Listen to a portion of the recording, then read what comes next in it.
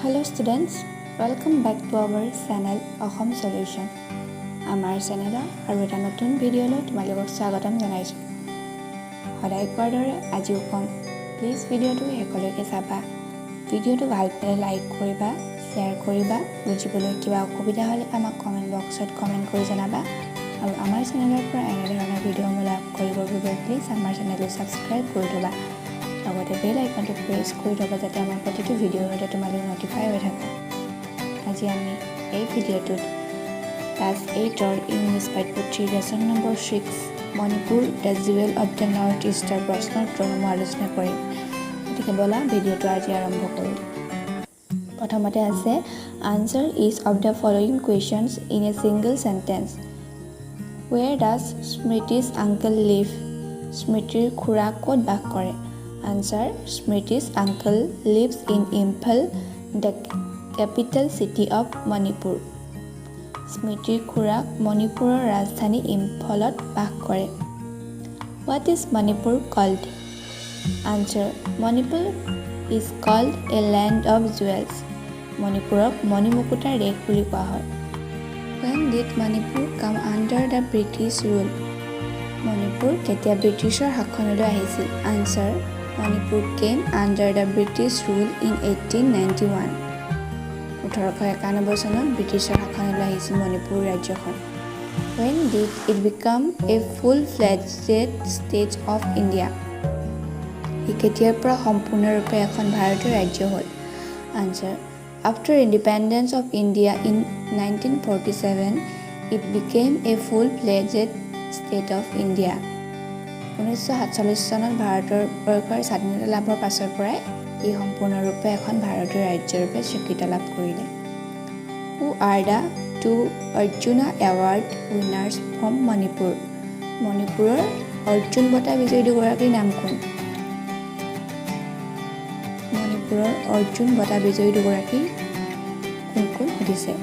Answer, the two Arjuna Award winners from Manipur are Kunjarani Devi and Mary Kom. What is the speciality of the Ima market? Ima বজাৰৰ বৈশিষ্ট্য কি? Answer, the speciality of the Ima market is that it is the biggest market in Asia which is run by women only. এখন বজাৰৰ বৈশিষ্ট্য হ'ল এখন কেৱল মহিলাৰ দ্বাৰা পৰিচালিত হোৱা এছিয়াৰ সৰ্ববৃহৎ বজাৰ। Where is the only floating national park of India situated? ভাৰতৰ একমাত্ৰ উপঙা ৰাষ্ট্ৰীয় উদ্যানখন ক'ত অৱস্থিত?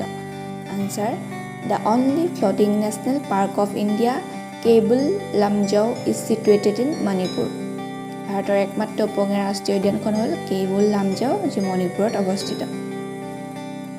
Give brief answers. What is the unique feature of Manipuri culture? Manipuri সংস্কৃতিৰ বিশেষ বৈশিষ্ট্য কি? Answer, Manipur is very rich in culture. Many tribes like Meitei, Naga, Kuki, Mizo, and some others have contributed to enrich its culture. The people of Manipur are artistic and creative by nature.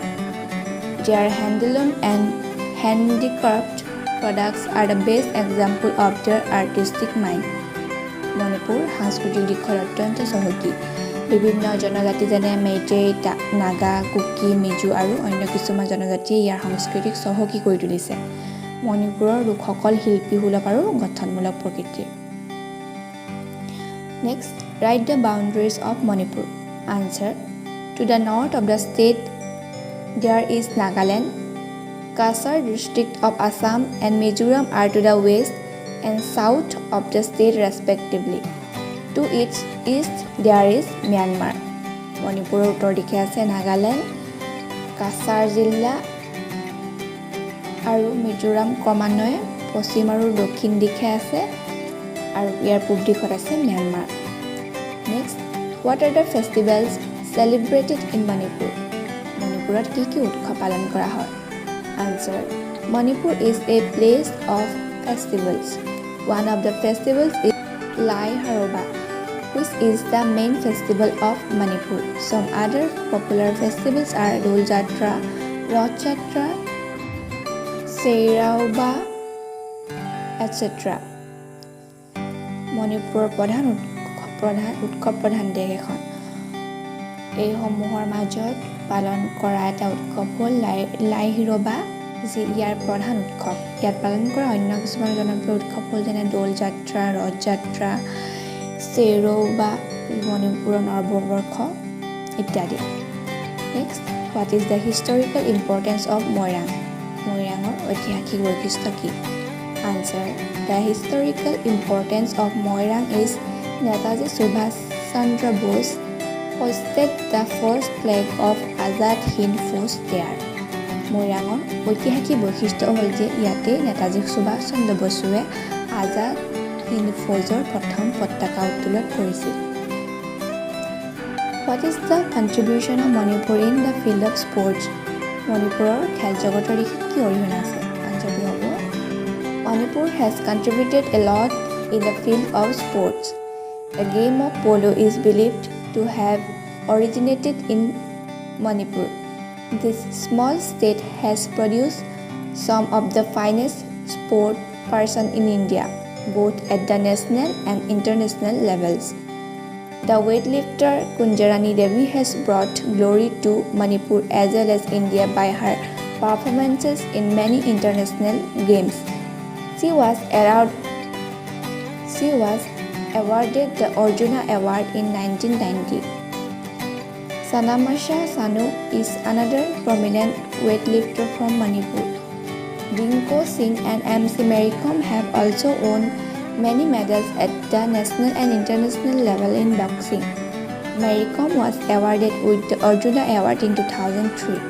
In football and hockey, Manipuri players have shown their talent. মণিপুৰে ক্ৰীড়া জগতৰ ক্ষেত্ৰত অনেক অৱদান আগবঢ়াইছে। Polo নামৰ খেলবিধ মণিপুৰতে আৰম্ভ হোৱা বুলি কোৱা হয়। এই সৰু ৰাজ্যখন ভাৰতৰ ৰাষ্ট্ৰীয় আৰু আন্তঃৰাষ্ট্ৰীয় মানদণ্ডৰ কেইগৰাকীমান উল্লেখযোগ্য খেলুৱৈৰ জন্ম দিছে। কুঞ্জৰাণী দেৱীয়ে বিভিন্ন আন্তঃৰাষ্ট্ৰীয় খেলত অংশগ্ৰহণ কৰি ভাৰত তথা মণিপুৰলৈ গৌৰৱ কঢ়িয়াই আনিছে। তেওঁক 1990 চনত অৰ্জুন বঁটা প্ৰদান কৰা হৈছিল। চানামাছা চানু মণিপুৰৰ অন্য এগৰাকী প্ৰকৃত ভাৰতীয়। ডিংকো সিং আৰু মেৰী কমেও ৰাষ্ট্ৰীয় আৰু আন্তঃৰাষ্ট্ৰীয় পৰ্যায়ত বক্সিঙত অনেক পদক লাভ কৰিছে। মেৰী কমক 2003 চনত অৰ্জুন বঁটা প্ৰদান কৰা হৈছিল। ফুটবল আৰু হকীৰ ক্ষেত্ৰতো মণিপুৰী খেলুৱৈসকলে নিজৰ প্ৰতিভা প্ৰদৰ্শন কৰিছে। Next question, what are the places visited by Smriti during her stay in Manipur? স্মৃতিয়ে মণিপুৰত কি কি ঠাইলৈ ফুৰিবলৈ গৈছিল?